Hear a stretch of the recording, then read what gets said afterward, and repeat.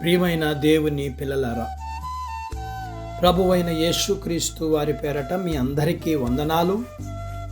ప్రభువు పేరట మీ అందరికీ శుభములు, దీవెనలు కలుగునుగాక. ఈ ఉదయకాలం పరిశుద్ధ గ్రంథము నుండి దేవుని వాక్యాన్ని చదువుకుందాం. పేతురు రాసిన 2వ పత్రిక 1వ అధ్యాయం 8వ వచనాన్ని చదువుకుందాం.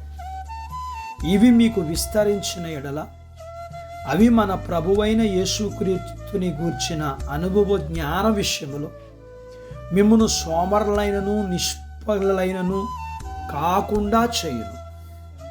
దేవుడు తన మాటలు మన కొరకు దీవించునుగాక. ఆమేన్.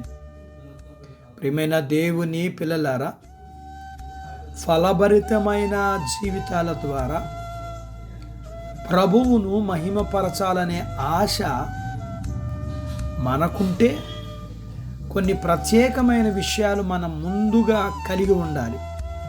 ఎందుకంటే ముందుగా మనలో లేనిది ఏది మన ద్వారా బయటకు రాదు. మనం కలిగి ఉండవలసిన ప్రత్యేక విషయాలలో మొదటిది విశ్వాసం. ఇది సమస్త సుగుణాలకు పునాది. ఈ విశ్వాసాన్ని జాగ్రత్తగా మంచితనానికి, జ్ఞానానికి, ఆశా నిగ్రహానికి, సహనానికి కలపాలి.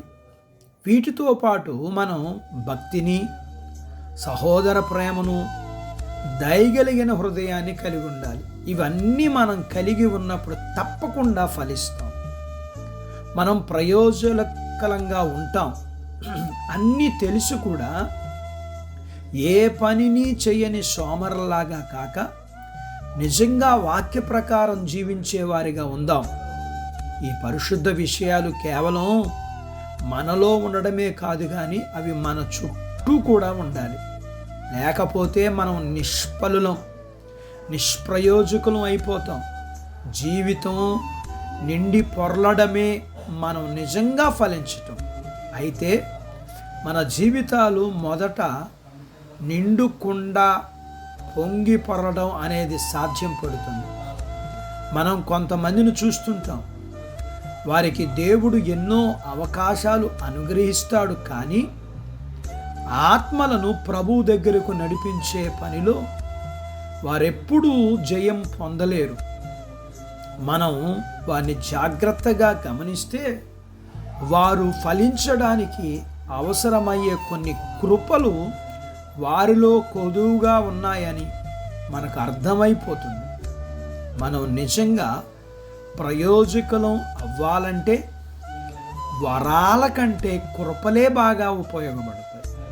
మనం ఎలాంటి వారమో మన క్రియలు కూడా అలాగే ఉంటాయి.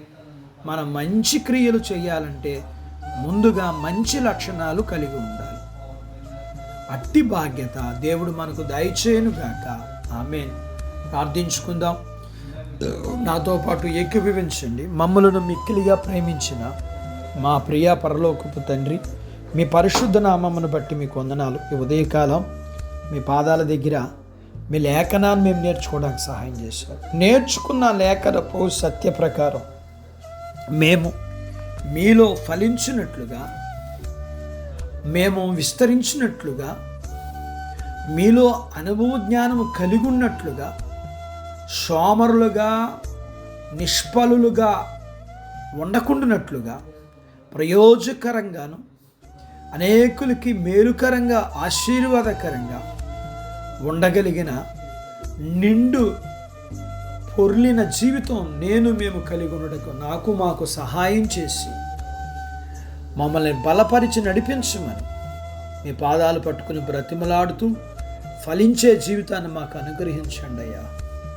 మీ పిల్లలను దీవించండి. చిన్నబిడ్డలను, యవనస్తులను, వృద్ధులను, స్త్రీలను, పురుషులను దీవించండి. వారి చదువులు, ఆరోగ్యాలు, ఉద్యోగ ప్రయత్నాల్లో విజయాలు ఇవ్వండి.